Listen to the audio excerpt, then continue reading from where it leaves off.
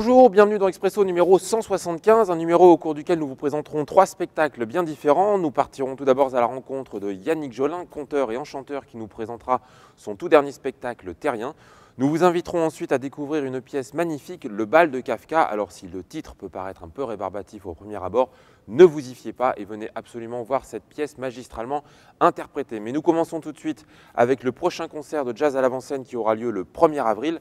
C'est le quartet du jeune tromboniste Sébastien Yadot qui est tromboniste mais qui joue aussi du coquillage et ça n'est pas un poisson d'avril. Voilà, Expresso 175, c'est parti. Sébastien Yadot est un musicien fabuleux qui manie aussi bien son trombone que ses coquillages.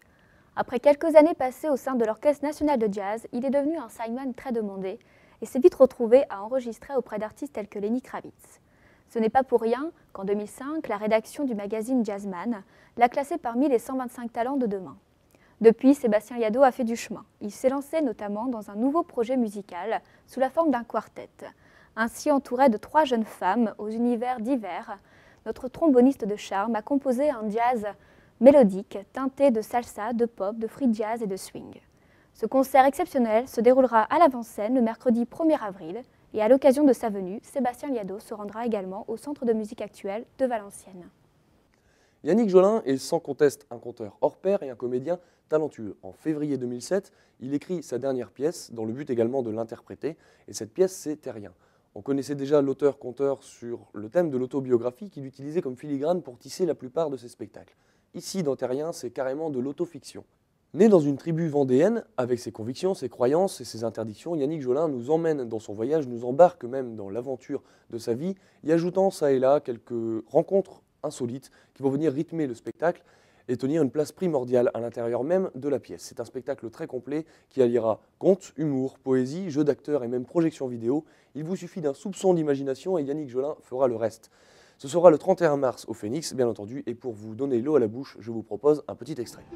Citoyen de la Terre, le conteur céleste Yannick Jolin creuse les sillons de sa mémoire personnelle et convoque la communauté humaine à un banquet de mots, en patois vendéen et en français, dans une langue imagée, bien de chez nous.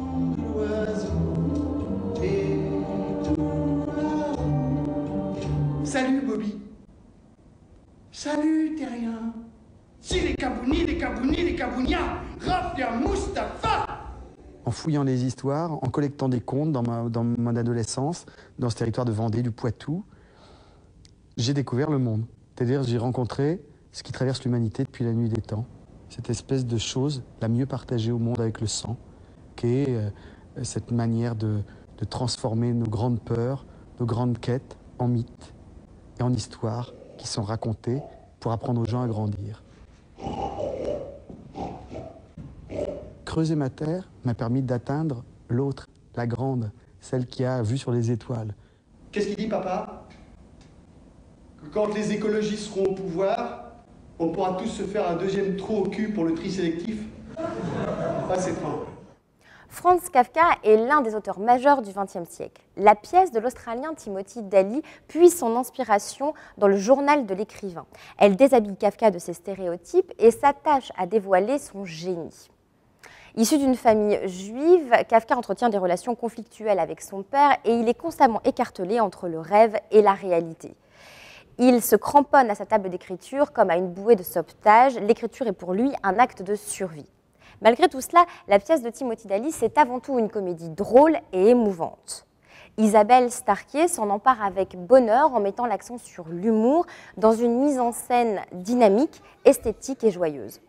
Tout se joue autour d'une table. Table familiale, tréteau de théâtre yiddish, table de travail de l'écrivain. Une table étrange, un peu bancale, autour de laquelle tous les personnages de la vie de Franz Kafka, mais aussi ses fantasmes, dansent. Il y a dans ce bal de Kafka un peu de Woody Allen, un peu de Charlie Chaplin, et tout cela met en valeur l'humour de l'œuvre de Franz Kafka. Son vertu particulière, son valeur particulière, et je vis avec ma famille dans le quartier juif de Prague.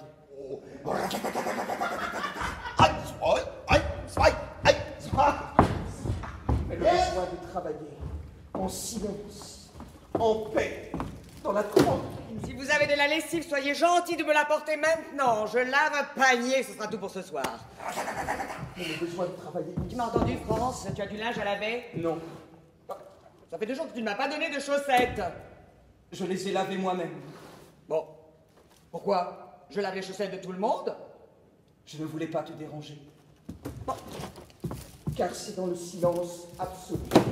Je t'ai déjà raconté que quand mon père est mort, on m'a dit de lui tenir les orteils. Les orteils, moi une gamine de 6 ans. Et cette peau si froide, si dure. Franz, quand je mourrai, je ne te demanderai pas de me tenir les orteils. Merci. Si pour Franz Kafka, la vie est un mystère irrésolu, un labyrinthe dont on ne connaît pas la sortie ni ce qui nous y attend, ici, nul doute, vous trouverez bien du beau et du grand théâtre. Alors n'hésitez plus, venez voir ce bal de Kafka. Voilà, Expresso 175, c'est déjà terminé. On se retrouve mercredi prochain pour le numéro 176, un numéro au cours duquel nous vous parlerons d'un des gros événements de cette saison 2008-2009, la venue ici même à Valenciennes de l'Opéra de Pékin. Voilà, d'ici là, portez-vous bien, à très bientôt. Thank you.